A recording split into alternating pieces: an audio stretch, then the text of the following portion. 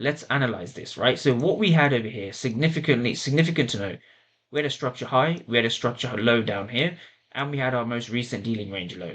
So actually we're dealing between this swing high and this swing low, right? When we use the Fibonacci tool and we project this, right, what we can see, what we can understand from a higher time frame perspective is that this higher time frame shows us that we are actually above the 50% area. We are in a higher time frame premium.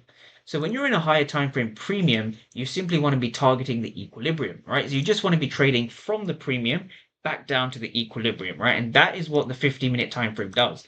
So we can target realistically this 4-hour equilibrium over here, right? So the equilibrium is basically that 50%. So it's basically halfway between the structural high and structural low, right? So if you want to know whether to hold a trade, you want to be trading with a few things. First of all, you want to have your fair value gaps in place. You want to be selling above the daily opening price.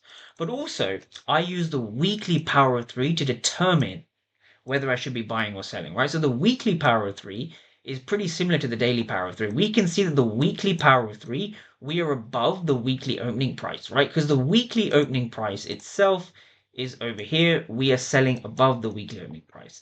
This is what gives us extra confirmation, as well as the higher time frames being bearish as well. And we're in a premium, which of course we know we want to be targeting discount. Premium to discount. Sell high, buy low. So it's the basic concept of that.